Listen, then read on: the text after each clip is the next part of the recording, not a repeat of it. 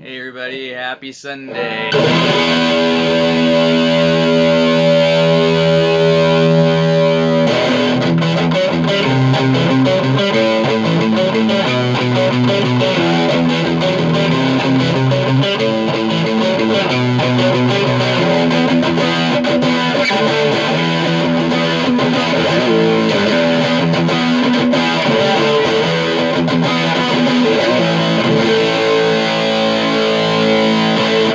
Hey, how's everybody doing out there today? Happy Sunday, and happy, sort of feels like summertime out there in May in southern Ontario or wherever you are. Hopefully it is warm, because some of my northern friends and out west friends have been snowed on not so long ago. But welcome to the Sunday show, and welcome to another year of Rock and Roll Hall of Fame inductions. Yes. And if you watch me, it's something I hold near and dear to my heart. Um, don't always agree. But let's talk about this year, and let's talk about, of course, Judas Priest, who is inducted. A little bit, yeah. They're a little bit inducted, a little bit. um, and, a couple others that were, well deserving: Duran Duran, Eminem, and of course, someone I voted for years, as well as Judas Priest. I voted for Pat Benatar and Neil Giraldo. Giraldo, Spider, is in the Rock and Roll Hall of Fame, and that is very well deserved. God, all the hits that Pat Benatar has, it's incredible, and now she's in, and yeah, I thought she had a shoe in because she's, they were come under fire for not having females in there, right? So, but anyhow, Judas Priest is inducted under what's called a category called musical excellence, which used to be a category for sidemen years ago, and it turned into a what we call musical excellence. I'm not sure what the category or what the criteria is for that, but it used to be sidemen, like the Wrecking Crew, Muscle Shoals musicians, that type of thing, support people. But I guess they're supporting a genre. I think Rock and Roll Hall of Fame came under fire for not having enough heavy rock in their inductees.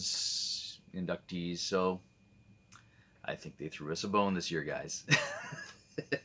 Anyways, Judas Priest deserves to be there. I heard Scott Ian from Anthrax, a little snippet on Ozzy's Boneyard, saying who are the grandfathers of heavy metal. And everybody thinks, we'll probably say Black Sabbath. Some people who maybe want to be a little artsy will go into the world of Blue Cheer, and Led Zeppelin's in there too. Led Zeppelin had a lot of multifaceted ways of expressing themselves. But Judas Priest, Scott Ian said for him it was Judas Priest, and I tend to agree with him. When I was growing up in the 80s, Black Sabbath already sounded old, even though they were the grandfathers, and Tony Iommi's incredible riff master, and but it seemed old then. And then just the sound, the production, and everything else. Judas Priest came in and just blew the world apart with Screaming for Vengeance. They've been around. They were around since 1969, and there's a couple of different, versions of the band, kind of bluesy and stuff like that, and then started to get heavier, and finally got Rob Halford. And the classic album is, by the way, honorable mention will be Sad Wings of Destiny. So if you are a Judas Priest fan, you'll know what I'm talking about Sad Wings of Destiny, which is an incredible album, as well as Unleashed in the East, which is probably the first stuff I heard was Unleashed in the East by Judas Priest, the live album. But Screaming for Vengeance was probably their pinnacle, the height of their popularity, big world tours, and the lineup of Rob Halford vocals, KK Downing and Glenn Tipton on guitar, Dave Holland on drums, and Ian Hill on bass. I believe Ian Hill now, as the band stands now, is I think the only original member, because he hadn't done another singer before Halford in that. But we're going by the books that he is the only original member left in the band. And they are being inducted. Now let's talk about the members that are being inducted. Uh, of course, the classic lineup of Rob Halford, Dave Holland, posthumously. Dave Holland has passed away a few years ago. Um, uh, yeah, God, let me think here. Ian Hill, Glenn Tipton, K.K. Downing, Rob Halford, Dave Holland, the classic lineup. And they're also honoring Les Binks, drummer before Dave Holland, Scott Travis, incredible Scott Travis, who was meant to be in Judas Priest. He is the guy um, who kind of started up in Painkiller era. Scott Travis, incredible double kick. GIT, Paul Gilbert, disciple. He pleased to play in Razor X, but he's being inducted. KK Downing, of course, is the big news this week. Was KK Downing is coming to the ceremony. I'm not sure in their class of musical excellence will they be allowed to perform. They're not kind of in the major group of people, including Duran, and Pat. But hopefully, because they're alive, they're probably one of the the working live bands that's touring. So sadly, you guitar fans out there, Richie Faulkner, who is an incredible guitar player who's been in the band since 2011. I'll never forget how I found out about it because I didn't know much about KK Downing, or Kenneth, as he's called by his band members. I didn't hear too much about him retiring, and then I used to watch a lot of American Idol, and then one of the heavier singers in the finale came on with Judas Priest, and I look over and there's a blonde guitar player playing a Flying V, and that's not KK. Kind of looks like KK, sunglasses, long blonde hair, and again Flying V. I started, just started my Google search, and yes, Richie Faulkner, who used to play in Steve Harris's daughter. Lauren Harris is an incredible metal singer, by the way. Lauren Harris, look that up. Richie was Lauren Harris's guitar player, and a phenomenal guitar player. I love Richie Faulkner because he's a Michael Schenker disciple like me. But he won't be inducted because apparently the rule is 20 years in the band. But I think they bend those rules a little bit here and there for people that were earlier builders and stuff like that, because that's Les Binks and Dave Holland and that. So anyways, hopefully he's there with the band. I hear it costs a lot of money to go there to Cleveland and sit in the crowd. But Judas Priest, yeah, I'll agree with Scott Ian. They are probably the band, the heavy band. They kind of define the genre of heavy metal. With the studs and the leather and everything else, and the pointy guitars and just the music. And it's funny on a guitar playing side of things. I'll say this again, like I said it last week when I talked about Mick Mars. The incredible shredders guys that are in that group of Satriani, Vai, Van Halen, Betancourt, and whoever else, Malmsteen, whoever else you want to pull in that little group of people that were just, beyond a lot of us guitar players to play that stuff.